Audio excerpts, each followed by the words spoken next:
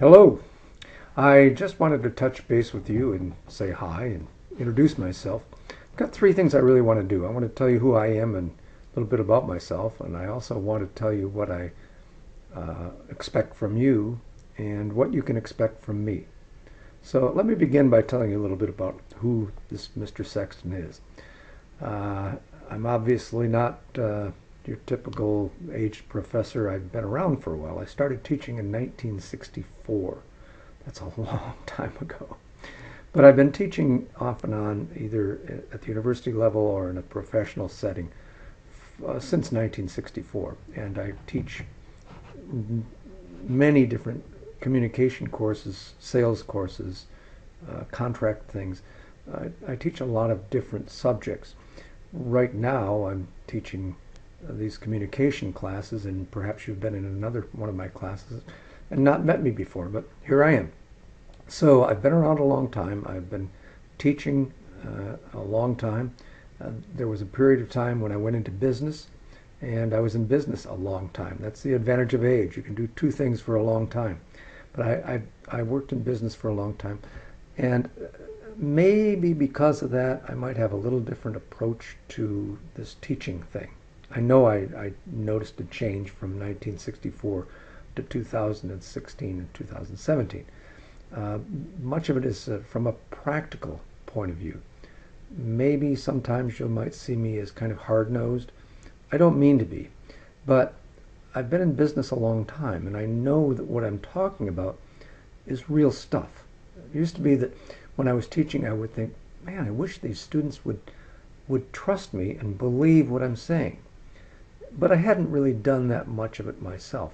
But since I've been in business a long time, I realize that there are certain things that we do as students, we do them, and we would never do those things in the professional world. So if I hold your feet to the fire, it's because I want to see you succeed. I'm not trying to be a rough guy. I just want to see you succeed. I think we could all have that goal, right? Now let's go on and look at what I expect from you. Every week we have posts. I do expect students to participate. There is this little thing called a rubric, and I am expected to follow the rubrics when I grade students. The one element within that rubric that always jumps out at me when I'm grading is an element called support. Now, I can't make it go away, guys. It's there. It's part of the rubric. It's 5 points. So it's going to show up every week.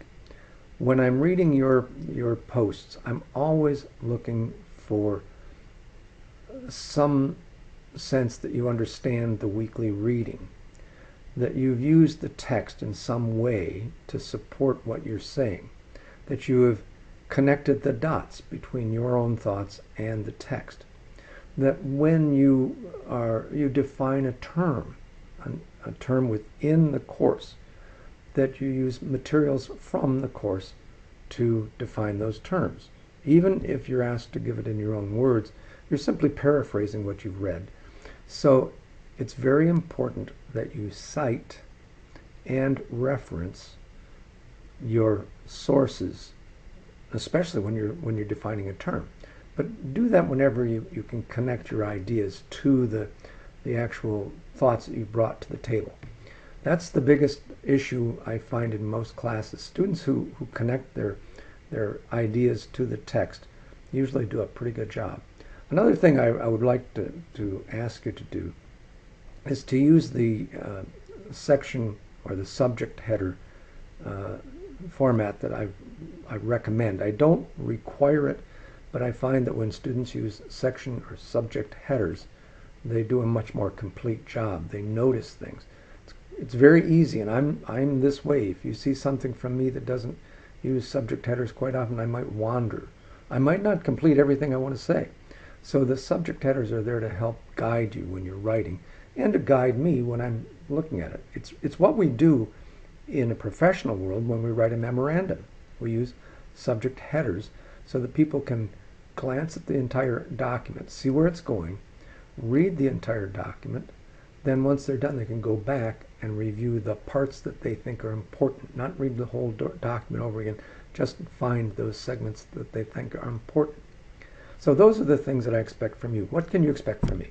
Ah, it's me. Okay, you can expect me to respond to you. I do everything I can to respond at least to each initial post from a student. I really do try, when a student has responded to me, to then respond to that. Sometimes, just because of time, I can't make the second and the third response, but I really do try to do that. So you can expect me to respond to you. You can expect me to grade early in the week. I try as best I can to grade all the discussion posts by midnight on Monday, if possible. And sometimes when I'm traveling or something, I can't do it. But I really do try to get your assignments, or at least your posts, graded by Monday night. Assignments, because of the way that sometimes assignments straggle in, I can't get them all done on Monday, but I usually have them done by Thursday. If you don't see anything from me by Thursday, call my doctor. Something must be wrong. So I do try to get those things together. So to sum everything up, my name is Larry Sexton. Okay, I love teaching these courses. I love teaching communication. I love Colorado State University, a great university. I guess it's supposed to be Colorado State Global, but I really do enjoy the students here. They're great students. I enjoy the faculty, the administration. It's a great place to teach, and I'm sure you feel it's a great place to go to school. So I'm looking forward to seeing great work from you, and I know that you know me now, so you know what you can expect from me. I'm not the great ogre. I'm a guy who wants to see you succeed. So I'll be watching you this week.